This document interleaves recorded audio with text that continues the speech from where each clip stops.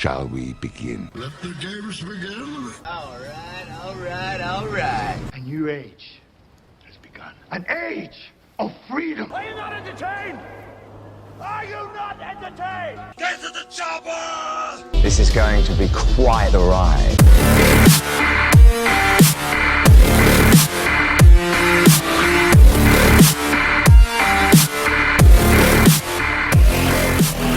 And hello, everybody, and welcome to the Movie Pitt Podcast. I am your host, Christian Renteria. It has been far too long. Hello, everybody. This is Movie Pitt Podcast, where we talk about all of the big breaking movie news items of the week, as well as the trailers that came out this week, and of course, the movies that are coming out in theaters and streaming for your viewing pleasures this weekend. I have been gone for too long after I made a comeback, and it's just, I'm sorry. I'm just sorry. There's no excuse. Scheduling has not been my friend, but I just want to apologize. I'm sorry. I didn't want to miss 2 weeks in a row, pretty much, of the podcast because I was on a roll. I felt like I was on a roll, and then this happened, and it sucks. And I apologize for that. But I hopefully it gets a little better. It's just my job just restarted. And I'm a substitute teacher for those who don't know or don't follow my personal accounts.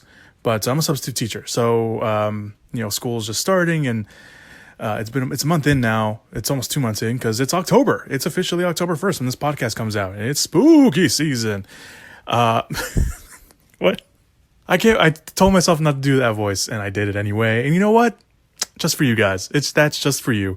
But yeah, it's officially October, so expect some horror related stuff. I made a mention of it on the Twitter page, like a few weeks ago, probably something like that, where I was going to start doing some horror stuff on the podcast, and I am. I'm not gonna get too into it right now because I haven't recorded anything. I'll probably record it sometime next week and start rolling those out that week. So be on the lookout for that. Obviously, I'll let you guys know ahead of time, especially if you follow the Twitter and Instagram, which is where I'm putting all that stuff. So, yeah, let's get right. But anyway, that's that. So let's just get right into this week's podcast. Not too much. I feel like the last 2 weeks have been kind of light in terms, at least, of big movie news items. There's movie news items, obviously, but in terms of like really big movie news, I was like last week. Besides, it's not movie related, it's movie adjacent, like the big news that Marvel was countersuing the legacy heirs to the Spider-Man characters and Captain Marvel or Captain America and all those other Marvel characters, obviously the big heavy hitters for the movies.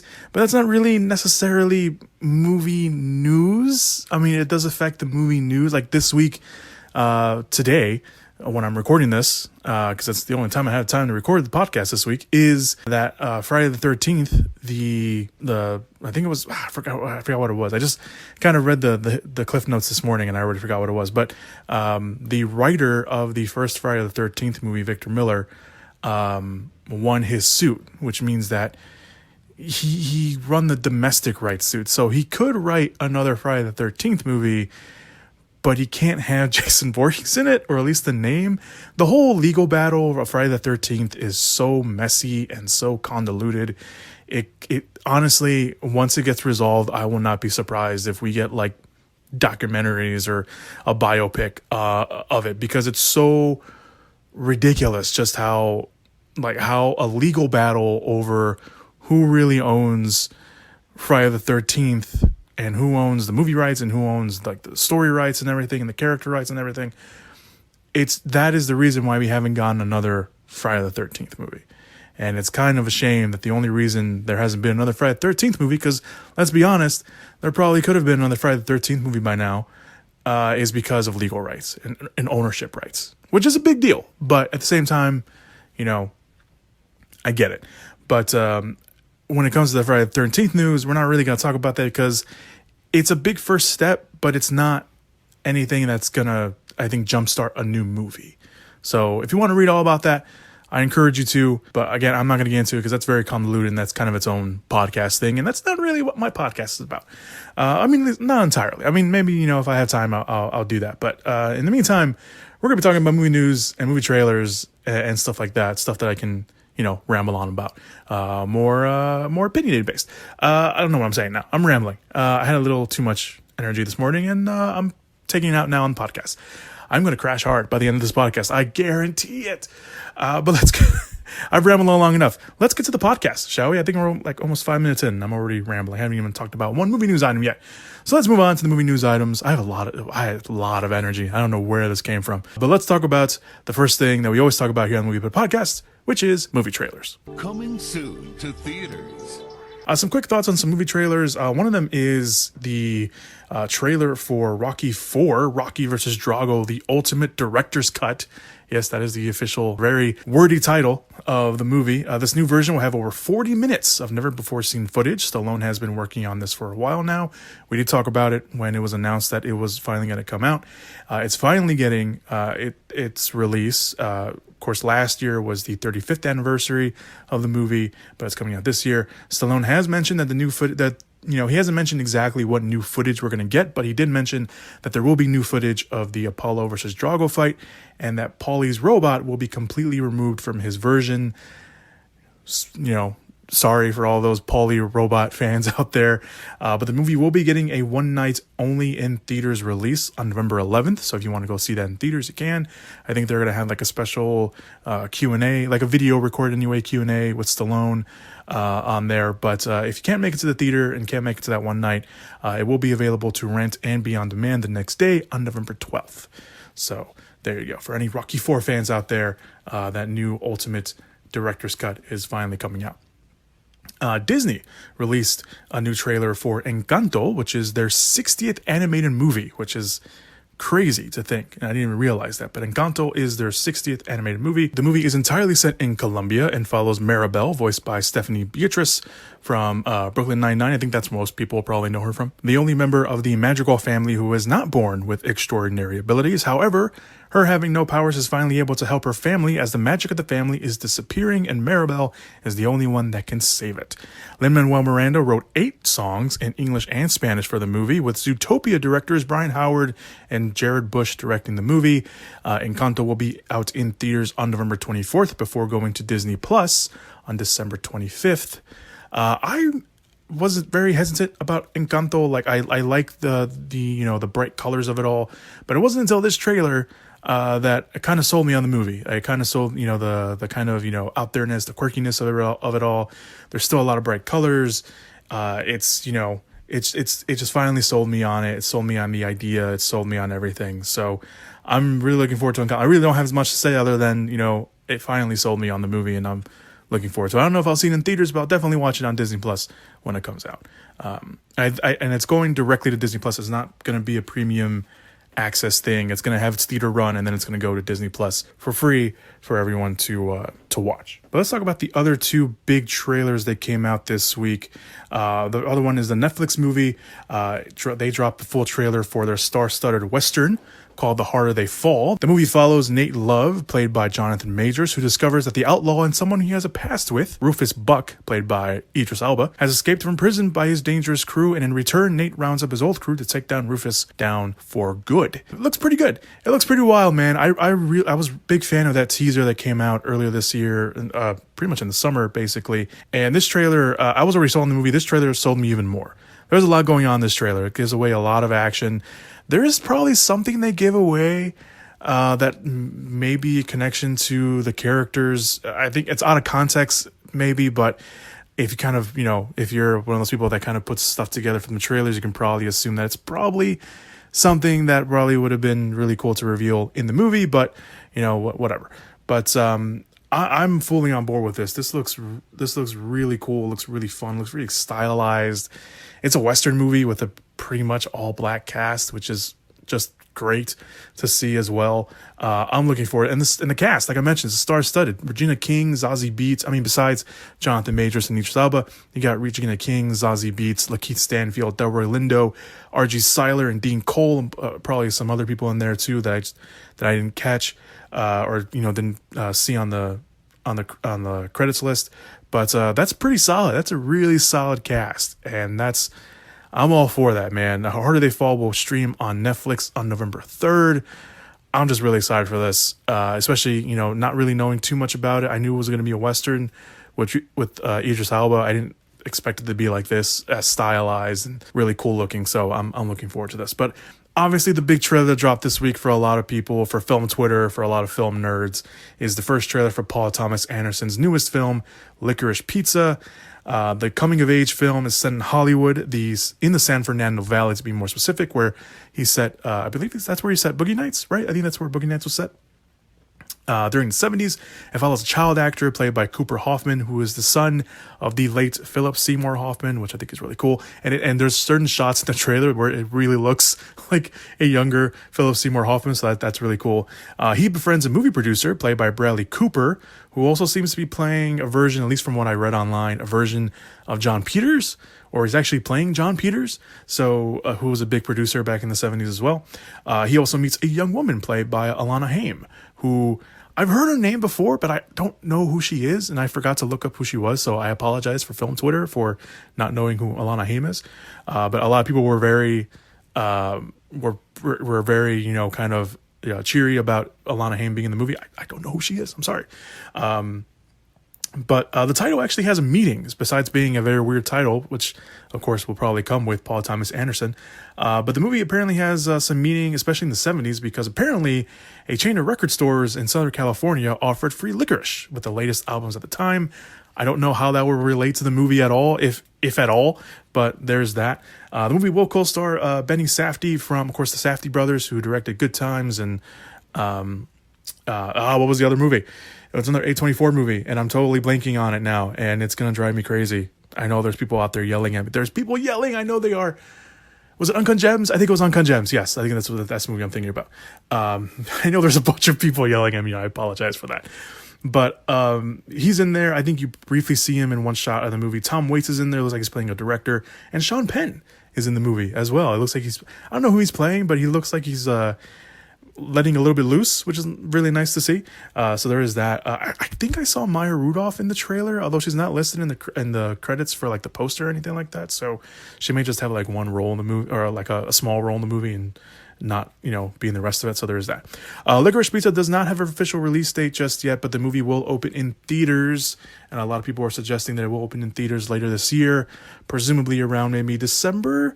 Maybe a limited release in December, aka award season. So we may be talking a lot more about Licorice Pizza in the future. It's a Paul Thomas Anderson movie. It's gonna get a lot of love. I thought the teaser was pretty cool. I thought it was great. I mean, it's a Paul Thomas Anderson movie. There's a lot going on there. It's a very coming of age movie. The whole scene where Alana Haim's character comes to the house and she's like, do you want to touch my boob, or do you want to see my boobs? No, he wants, do you want to see my boobs? And then he asks, can I touch them? And then she slaps him and she walks out of the house, which I thought was a very nice touch. But yeah, I mean, it's Paul Thomas Anderson. You know it's going to be good. It's not going to be for everybody. Obviously, there's a lot of movies out there that aren't for everybody. But I think it's really cool that he's going back to his roots of coming of age movies, setting movies in the San Fernando Valley, where he grew up, which is where he grew up and set a lot of his early movies. So, yeah. Licorice Pizza. We'll probably be talking a lot more about that in the future, especially around award season. So there you go. All right. That is all your movie trailers that came out this week. If I missed something movie trailer wise, I apologize. Again, scheduling has not been my friend, and there was probably some stuff that I missed this week. I know there's probably some stuff I missed this week, so apologies for that. But all those will be linked down below in the description/show notes area. Let us move on to the rest of the podcasts, and let's talk about some movie news. All right, so let's start off with the movie news this week. Like I mentioned earlier, it was kind of a slow week in terms of really big movie news items. So some of these will kind of feel like quick fire movie news items because I don't really have too much to say about them, but they are kind of the big movie news items of the week. So I apologize in advance for there not being, anything, really like, oh, this is the movie news item. But yeah, that's just like I said. So anyway, the first movie news I'm going to talk about is that Vin Diesel strongly hinted at a new Riddick movie could be on the way. On an Instagram post, Diesel said this: incredible meeting today. Let's just say Furia may be closer than you think. #Riddick. And then it was a picture of him from the last Riddick movie, of course, with his shirt off. But there you go. Riddick 4 has been in the works for a while, all the way back in 2015 when the third movie came out, which was, of course, titled Riddick. Diesel and director David Twohy originally planned to do a fourth movie and produce a companion TV series called Merc City, But of course, neither of those happened, and Diesel, of course, then stayed with the Fast and the Furious franchise, which feels like it's coming to an end now. I do enjoy the series. That started all the way back in 2000 with Pitch Black, which I thought was really great. And Vin Diesel wasn't really the star of that movie. He became the breakout in that movie, and since then everyone insisted he was the star of that movie. But he was kind of like the co-lead. Let's be honest. But then he came back for the sequel for the Chronicles of Riddick, which has a very divided fan base. I tend to be on the side of I do enjoy it. I don't think it's a great movie, but I do enjoy it. And then, of course, Riddick, which came out. Riddick, it kind of went back to the roots of Pitch Black, where it was more kind of a horror action movie, whereas Chronicles of Riddick was more of a fantasy adventure action movie. So I kind of like that. And I don't know, where they're going to land on that, but they're, on like genre-wise, if they're going to go back to the action adventure stuff, or are they going to stick to the kind of horror action kind of stuff? We'll have to wait and see on that, obviously. We did get an animated movie, or at least a couple animated movies that came out that were connected to the main story. There are canon, as you would say, in some video games as well, which were pretty solid. I played one all the way through, and I think I played like half of the other one. But yeah. Riddick 4, I guess, if there's fans out there for another Riddick. Obviously, I know a lot of people like Vin Diesel. I know some people like the Riddick character, so we'll have to wait and see how that works out. Speaking of sequels for movies that have that have happened a long time ago, Ridley Scott has 2 movies coming out later this year. Of course, one of them being The Last Duel, which I've been seeing getting TV promotions, and House of Gucci, which will probably soon roll out its promotional cycle. And he has another movie lined up, which we briefly talked about here on the podcast, which is the Napoleon movie called Kite Bag, with Joaquin Phoenix playing Napoleon. But what's his next movie? Because Ridley Scott's a very busy man. He loves being busy. He loves doing back-to-back movies. And that's going to happen again, because he spoke to Empire and said that the script for the sequel to Gladiator, yes, the Russell Crowe movie, is being worked on right now. And that's probably going to be his next movie after he finishes up Kite Bag. He said that the script for Gladiator should be, quote, ready to go after he's done filming Kite Bag. And in case you need a timetable, Kite Bag will start filming early next year, for a 2013 release. So Gladiator 2, or whatever they end up calling it, could come out in 2024, maybe even later, as some people, some outlets over there are suggesting. The movie isn't coming out of the blue. The sequel has been talked about a lot. There was this crazy story that was going to follow Russell Crowe when he was in heaven, but I don't think that they're going to go with that, because the sequel was officially announced in 2018, and it was said that Russell Crowe will not be coming back, and instead would follow Lucius, who was the son of Connie Nielsen's character in the first movie, and the nephew of Joaquin Phoenix's character, the villain in that movie. So it's going to follow Lucius instead of going back and doing that crazy it's set in heaven storyline, which I don't think people would mind, obviously, because it's Russell Crowe, and I think seeing him back would be interesting. I mean, I wouldn't put it past him to do a cameo. I don't know if bringing him back would be. I mean, I'm sure they'll probably bring him back in some way, shape, or form, when in a flashback or something, or he's hallucinating and he sees Maximus or something like that. But Gladiator 2 is apparently happening, and Ridley Scott's on board, and the script's being written right now. So there you go. Moving on. Helena Bonham Carter will return for Netflix's sequel to Enola Holmes. Millie Bobby Brown and Henry Cavill are already announced to come back to reprise their roles as Ilona and Sherlock Holmes. Also returning is Louis Partridge, who played Tewksbury. I think that's how you pronounce the name. He was the young man with Millie Bobby Brown's character throughout the whole movie. So he's coming back. Carter, of course, if you remember, played the mother. She played I did not write down her name. She plays the mother. She plays the mother of the Holmes family. I didn't write down her name. That's weird. Okay, that's on me. The movies, of course, are based on the Nancy Springer novel series, which follows, of course, the rebellious and gifted in her own right younger sister of Sherlock Holmes. The first movie was based off the first movie and was a success for Netflix, at least from what they said. And the movie was mostly based on the first book of the series. So if, we don't know anything about the sequel, so if they follow suit, maybe the next movie will follow the next novel as well. No word yet on the release date, but filming will start in London pretty soon. So there you go. Go from one novel adaptation to another. Warner Brothers, their prequel to Charlie and the Chocolate Factory, titled Wonka, which we've talked about here on the podcast multiple times, has added some big names. Sally Hawkins, Rowan Atkinson, aka Mr. Bean, and Olivia Colman have joined Timothée Chalamet and Keegan-Michael Key in the movie. Of course, Timothée Chalamet will play a young Willy Wonka, hence the title Wonka.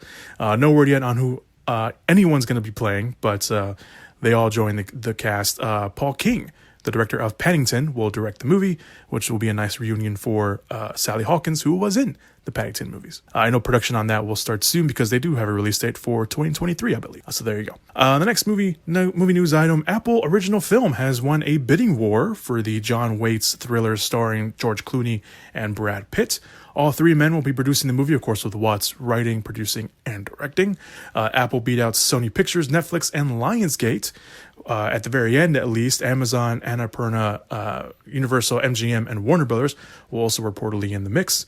There is no word yet on what the movie will be about, but it will be a nice reunion for George Clooney and Brad Pitt, who, of course, worked on the Ocean's movies and Burn After Reading. I made a joke about this on my Twitter page saying that make it Ocean's 14, you cowards, because I wouldn't mind seeing Ocean's 14 with George Clooney and Brad Pitt. But seeing them back together would be really nice. I don't know what the movie's about. It's the thriller, political thriller, drama thriller. Like what kind of thriller we're talking about here, guys? We need to know. We need to know. So there you go. There is that.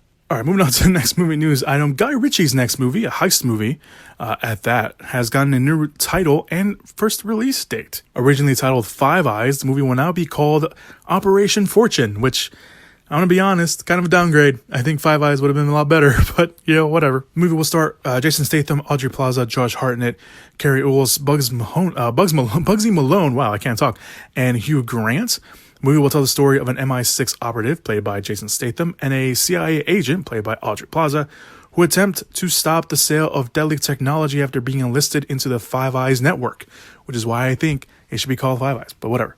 The movie will be a bit of a reunion on a lot of fronts. Besides directing, Ritchie co-wrote the movie with Ivan Atkinson and Marn Davies, who helped direct Ritchie's last two movies, The Gentleman, which is very good if you've not seen it, I highly recommend that, and his latest film, Wrath of Man, which came out earlier this year, not too bad.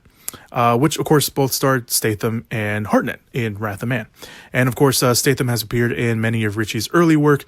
Grant appeared with him in The Gentleman and The Man from U.N.C.L.E., which is also very good if you've not seen that. Both those movies, Grant chews up every scene he's in a very, very good way. So there you go. Operation Fortune, sorry. Operation Finale, isn't that a movie? Anyway, Operation Fortune opens on January 21st of next year. Filming, of course, is currently underway, I believe. So I've really liked a lot of Guy Ritchie's movies. Does he have some stinkers? Yeah, he does. But you know what? He's done a lot of good movies. And those last two movies, really good. Man from U.N.C.L.E., I think, kind of gets the short end of the stick.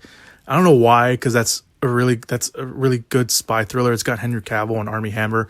Obviously, Armie Hammer very unfortunate now, but he was good in that. Alicia Vikander's in there as well. Elizabeth Debicki's in there. She plays one of the villains, which is really great to see. But that was really good. If you can get past Armie Hammer now, you can go watch that. The Gentleman, also very good. I've been meaning to rewatch that because I just thought it was really good, and I only watched it the one time in theaters. So yeah, there you go. Next movie news item, which will be the last movie news item, at least at the time of this recording. So there you go. Five Nights at Freddy, the long development adaptation of the popular horror video game Five Nights at Freddy, is still happening. And producer Jason Blum of Blumhouse, where the movie is being made, has given an update once again. The movie was originally set up at Warner Brothers with director Gil Keenan, who directed the movie Monster House, the animated movie Monster House, but that didn't happen. And then it went to Universal and went to Blumhouse, and obviously there was that. Blum revealed that the movie is still happening, but writer-director Chris Columbus, who joined the movie back in February 2018, is no longer attached to direct.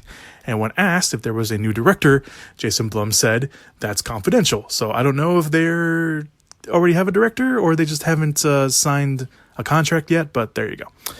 This is different from the update that we got in November, because in November the creator of the games, Scott Cathon. I think that's how you pronounce his last. I don't know if that's how you pronounce his last name. So I apologize, Scott. He came out and said there was a bunch of different scripts that he was reading, and there was one particular script that was dubbed the Mike script, and he really liked that one. He said that it got everything that that he wanted to get from the games. It was a good adaptation, but for whatever reason, nothing ever came of it. And Blum has said that the reason the movie is taking so long is because they wanted to get it right. And they wanted to get it right for Cawthorn, for the fans, and for everything. And it looks and appears and it reads alike. Scott Cawthon has a lot more creative control than one would believe. Like, it's not just an adaptation that Blumhouse can be like, oh, we're just gonna, do our own thing and we'll slap your name on it. No, he actually it looks like he has a lot more creative control than meets the eye. So the reason why the movie hasn't been happening, besides them wanting to get it right, is that Blumhouse, and specifically Jason Blum, wants to get the movie right for Cawthorn and for everybody else. So that's really cool. And for those unaware of the game, by the way, the game, you play a night shift employee at a pizza restaurant that has a bunch of creepy ass animatronics, and you just try to survive the night.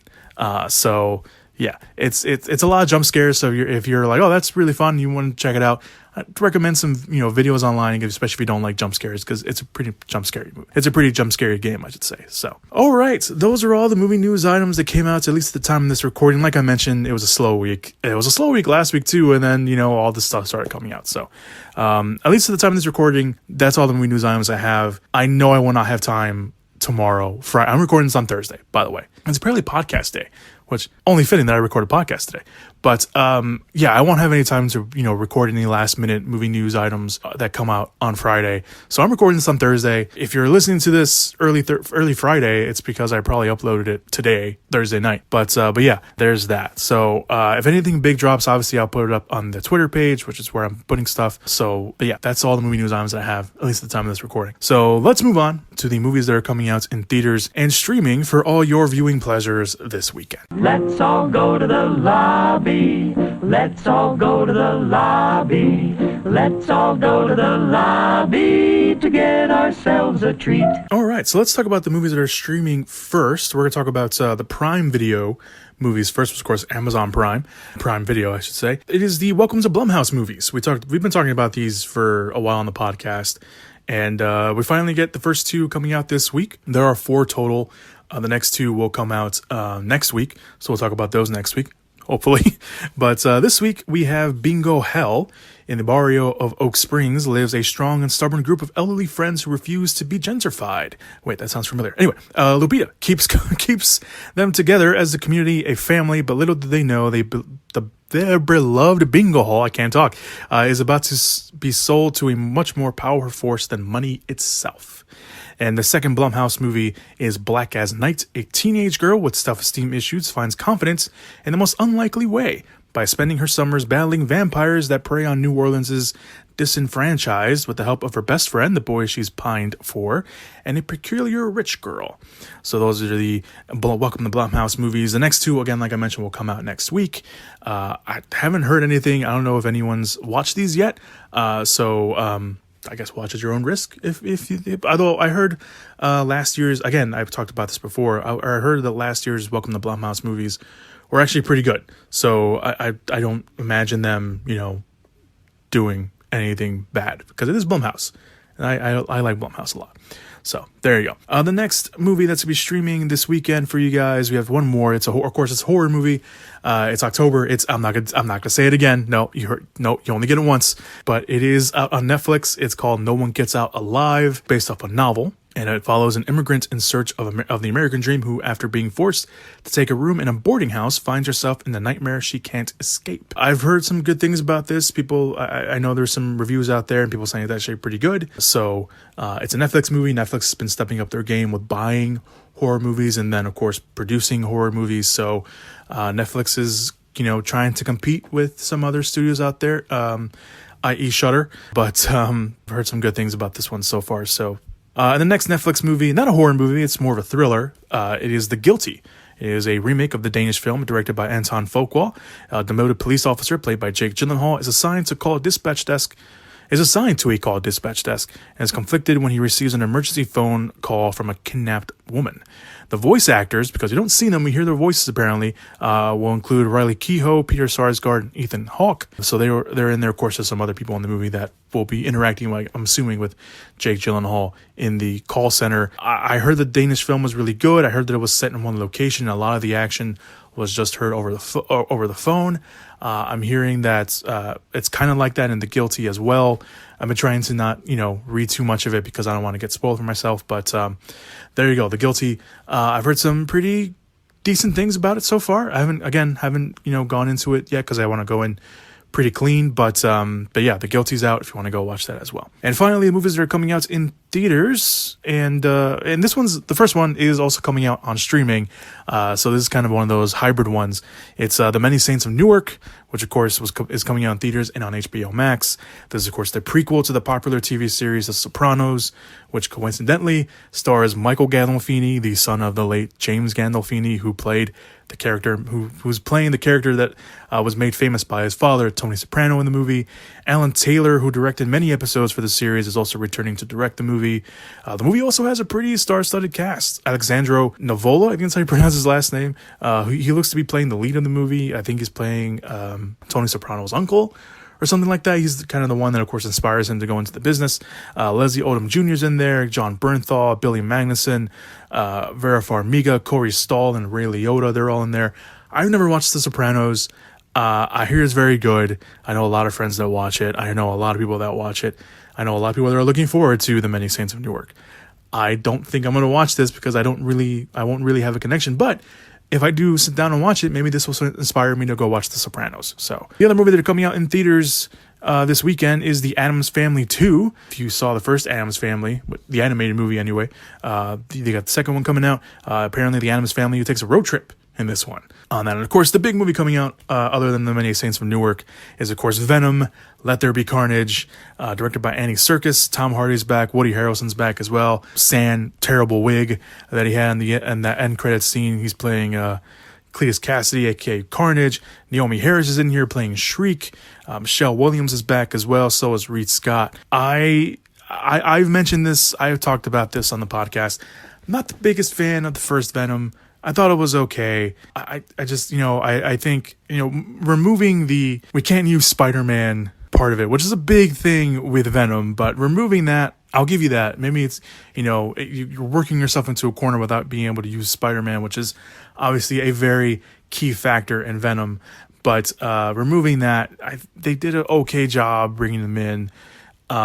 It's not the Venom that I think a lot of people are used to in the comics, which is fine. Fine for the sake of introducing, other people to it, but, obviously not fine for the people who are fans of the Venom character. But I thought the first movie was okay. It wasn't a bad movie. It wasn't terrible, but it also wasn't very good. And I hate that because you got Tom Hardy in there, got Michelle Williams in there, you had Riz Ahmed in there, and for whatever reason, you just came out with a okay movie. Some borderline, I hate to be this mean, but borderline mediocre. And now you have this, and you're introducing a character a lot of people love in Carnage. And, there's a lot of people out there saying that the fact that the movie's only like 90 minutes long is going to hurt it.